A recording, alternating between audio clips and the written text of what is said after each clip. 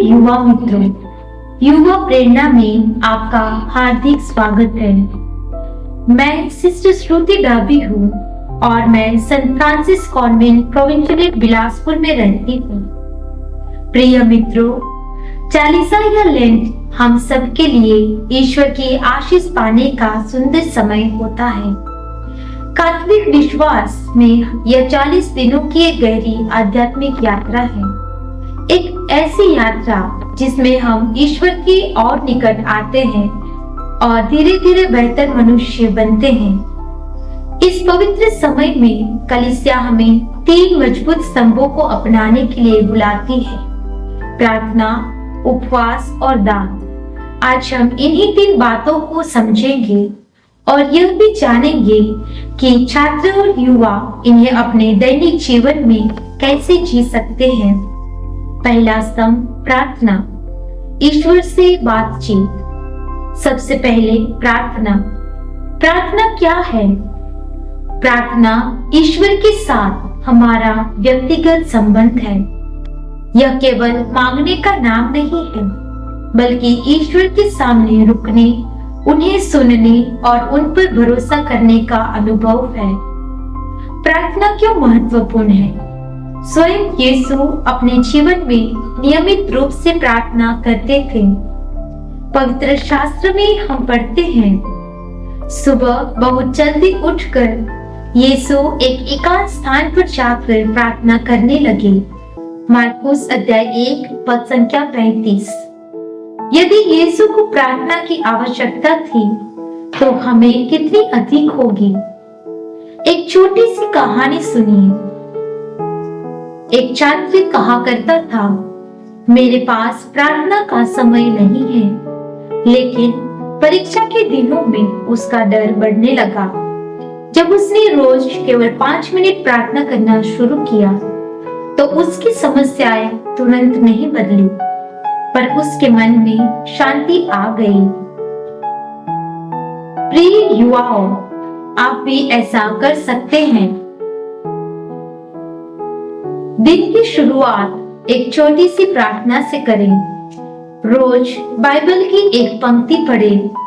परीक्षा और महत्वपूर्ण निर्णयों से पहले प्रार्थना करें। और कभी-कभी मोबाइल बंद कर 5 मिनट शांति से ईश्वर से बात करें। दूसरा स्तंभ है उपवास, जो आत्मसंयम का अभ्यास कराता है। उपवास केवल भोजन छोड़ने का नाम नहीं है। उपवास का अर्थ है आत्मसंयम, अपनी इच्छाओं पर नियंत्रण रखना, ताकि ईश्वर को हमारे जीवन में पहला स्थान मिले। यीशु ने स्वयं 40 दिनों तक उपवास किया। मत्ती अध्याय 4 पद संख्या 2। उपवास हमें सिखाता है कि जीवन केवल आराम के लिए नहीं, बल्कि एक गहरे उद्देश्य के लिए है। एक अनुभव सुनिए। एक लड़की ने 40 काल में सोशल मीडिया से उपवास करने का निर्णय लिया। धीरे धीरे उसे पढ़ाई, परिवार और प्रार्थना के लिए अधिक समय मिलने लगा। तब उसने समझा, जिसे उसने छोड़ा, उसी के कारण उसने असली स्वतंत्रता पाई।